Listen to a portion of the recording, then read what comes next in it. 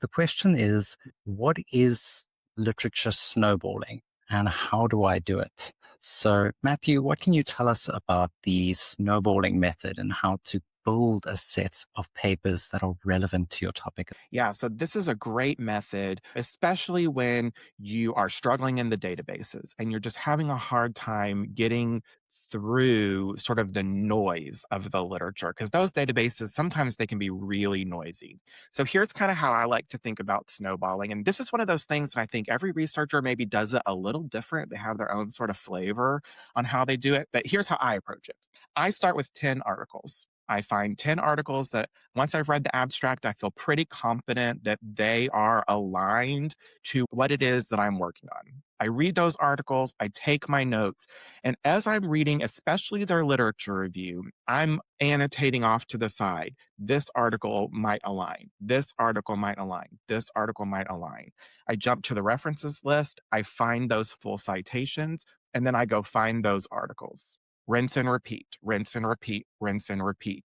And eventually, what happens as we get through this process and we start to annotate and keep track of the different articles that we're pulling, we start to find that there really aren't any new ones, that we've really hit on all of the key core literature that people are citing and talking about. One caveat to this, and something to be very mindful of, is that snowballing effect is past literature. And we need to make sure that we have current literature in our dissertations as well. A lot of universities will set kind of arbitrary lines. No research can be older than 5 years, older than 10 years. That, in my view, is a little problematic because sometimes we need that seminal literature that's maybe 30 years old. I do a lot of work with self efficacy theory and Bandura, and that literature is what, almost 50 years old now?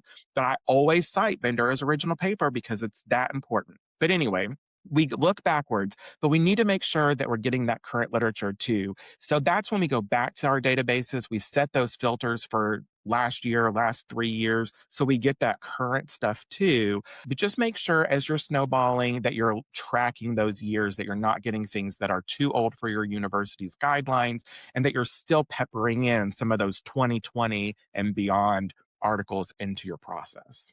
I think another thing that you can use to add to your snowballing to specifically help with building up a base of older literature is to take advantage of tools that exist out there that act as sort of paper networks. So ones that come to mind off the top of my head is Research Rabbit or Connected Papers. And these are tools where you can put a paper in and search for it, and it will then show you all the related papers. And that includes papers that have been published since. Another option is to just search for really relevant papers to your topic. And then in Google Scholar, there is a small blue number there that says cited by. If you click on that, that will then show you all the papers that have, since that paper's been published, cited that paper. And that's a nice way to snowball forward in time as well. But again, if you're using Google Scholar, do be careful because you've got to make sure you're using reputable papers from reputable journals as well. So they've got to have good citation ratings. They've got to be indexed in your databases as well. So always be careful when you're doing forward citation in something like Google Scholar.